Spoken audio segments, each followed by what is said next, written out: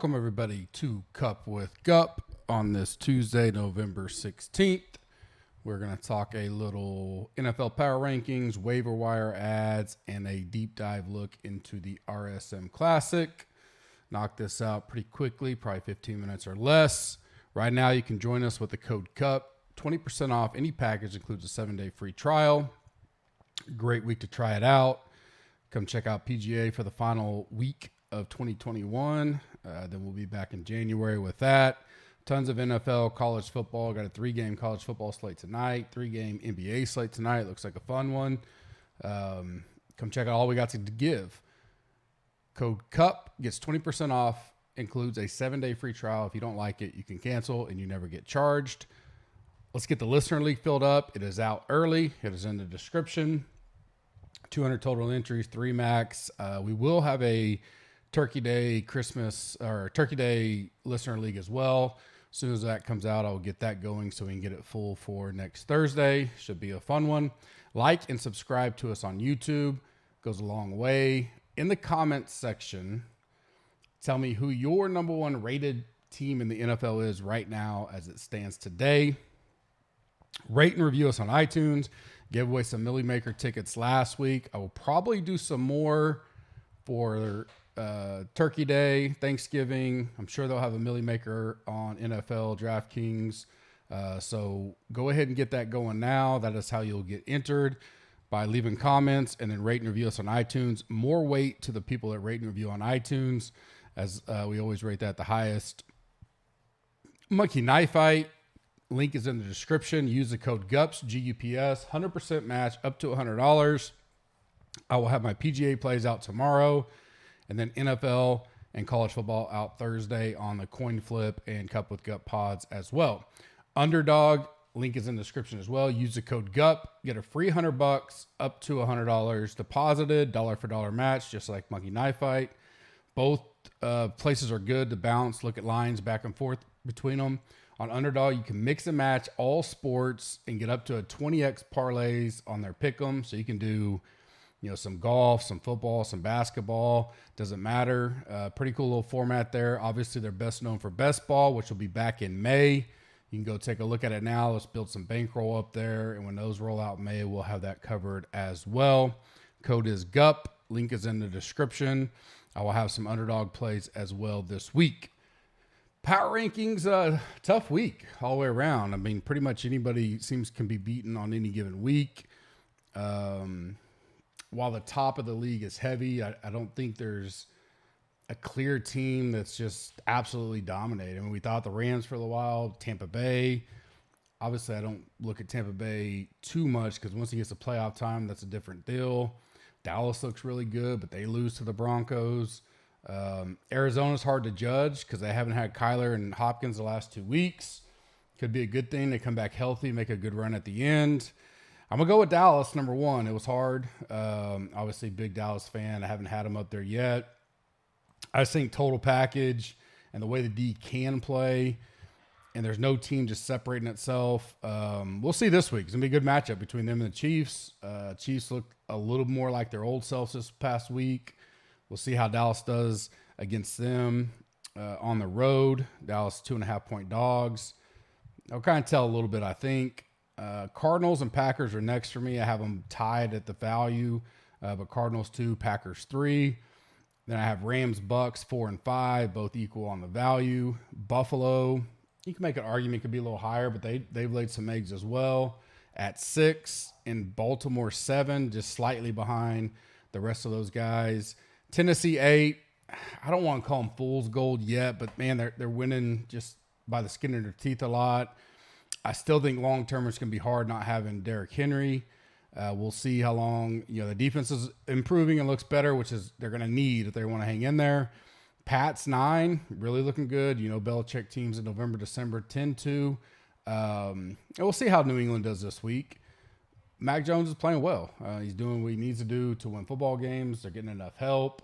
At Atlanta, not really a tough deal on a Thursday night, but it's a short week. You still want to see him in a primetime game come out and perform. Kansas City 10, probably the hardest team to judge right now. Obviously, when that offense clicking, they could beat anybody. They looked really, really good against the Raiders. Still not going to move them up too much, but in the betting market, you got to respect them. And my bubble teams are the Chargers and Colts right behind those guys. Really like the Colts. I think they're going to come on, have a strong finish. Tough game this week at Buffalo. If they can get that win, that'll be impressive. I think Buffalo probably giving up a little too much points there. We'll take a look at that as the week goes on. Waiver wire, I think Gallman you can add. That's probably more of a short-term add. Dante Freeman looks like he's probably going to be the one to take majority of everything with Derrick Henry gone.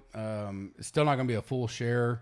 Peterson will still get some. So, if you're, if you need a running back and maybe you're going to buy hurt or something like that, him. Ramondre Stevenson, obviously we hyped him up a lot coming out of OU.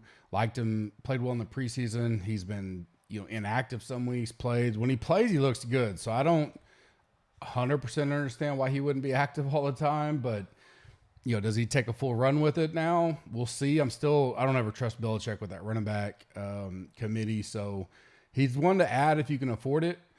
Dan Arnold, still not very high owned as a tight end. I know a lot of people stream those, but I like him if you want to get a tight end for your playoff run. Marcus Johnson looked good. Don't know how long Julio is going to be out. He's worth a steal. Jeff Wilson, I think eventually could be back as the number one back in San Francisco. Looked good when he got in there last night. Maybe worth taking a stab on. Latavius Murray, I think when healthy, he'll be the guy in Baltimore. I just don't think any of the other, they've released Le'Veon Bell. I don't think Freeman's doing much. So if he can come in and look good, I think he'll be the one that winds up, as you get into your playoff run for fantasy leagues. Bryan Edwards, 3 catches, 88 yards, a touchdown against the Chiefs. He'll be more and more involved, especially with no Ruggs there. Deshaun Jackson will be there, but I don't think he's going to be anything that'll hurt Bryan Edwards. Maybe help because Jackson can stretch out that defense some. Jacoby Myers, a guy I'm still been high on. Especially if, when they have a lighter schedule. This week would be a great week to play him against Atlanta. Some quarterbacks to stream this week. I like Tua versus the Jets.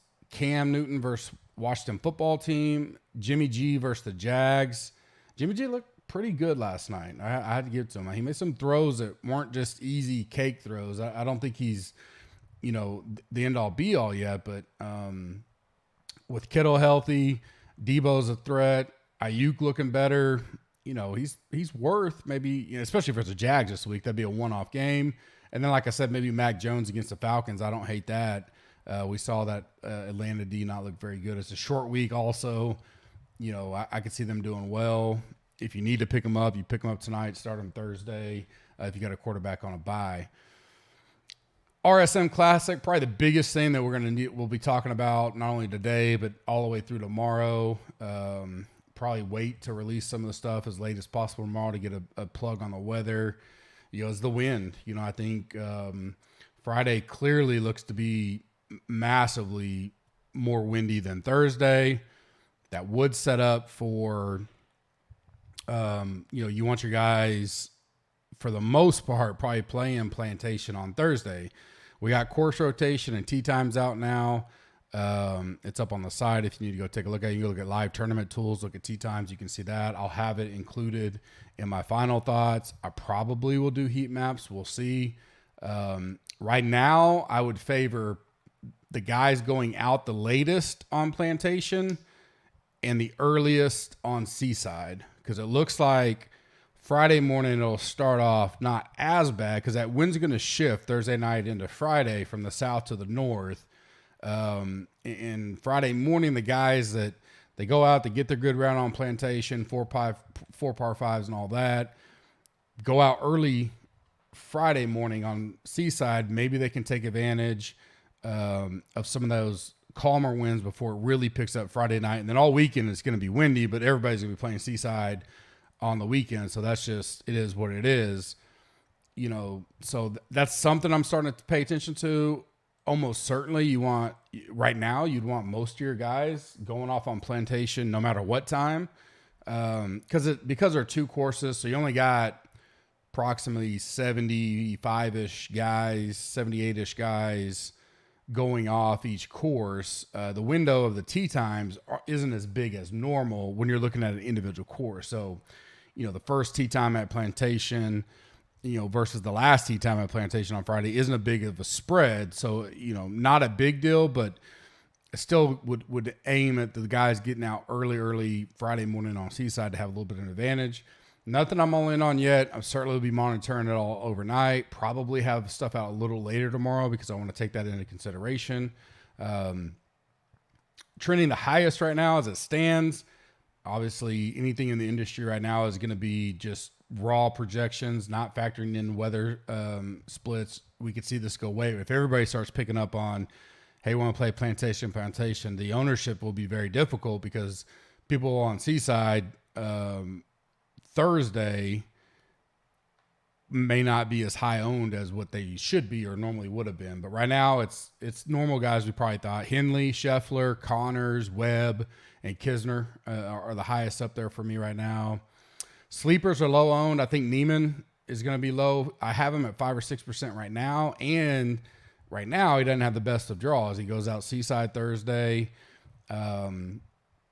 Plantation Friday, and even later on Friday. So he gets the easier course and what will probably be the hardest win. So right now, the latest guys going out on Seaside Friday would be my worst of the draw if we wanted to take some Seaside guys. So begin. I'll do the full heat maps for the premium members. You guys know how valuable those can be. Davis Thompson is a guy that I like. He's probably going to be low owned, 2-3%. Talked about him yesterday. Kazire, a guy I like, probably 4 or 5%. Swafford, another guy, got him 3, 4, 5%. Taylor Moore, 2-3%. Harry Higgs, a guy I talked about yesterday a little bit, got him 1, 2, 3%, something like that. He doesn't have a favorable draw either, but this is just guys I like, low own, not taking weather into consideration right now. Guys for Monday that I kind of, like through the deep dive rankings, not taking weather in, Adam Scott, Matt Wallace, and then Harris English and Gooch are two guys not extremely high up, but they will get a boost potentially by tomorrow because of their draw. They have that favorable draw that I like. They're great enough talents. I really do think English could wind up becoming, as of right now, I got him like 10, 11%, maybe 12% owned. I could see him boosting up a lot because right now he has one of the best draws of everybody in that slate. He goes out 11 a.m., Thursday on Plantation, then 9:50 Friday morning on Seaside. So do like that. And Gooch is 10 minutes behind him. Same draw. Both like their talents in general. So those are guys I think we could keep an eye on as we go into tomorrow. Definitely a week where MME is probably going to be favored. Getting some pools, breaking them up into 2 or 3 different windows. I'll probably put stuff out later tomorrow than I normally would just because I think it's important if the weather is going to become that big of a factor. And plus, it's a little bit later lock on Thursday morning, so we have some time. I will be back tomorrow afternoon. Pretty much all of that pod, couple to couple, will be focusing on the final thoughts for the RSM Classic. Probably come out tomorrow afternoon. Hope you guys have fun tonight. We got 3-game college football, NBA. Should be some good slates on both of those. Good luck and have a blessed evening. Thanks.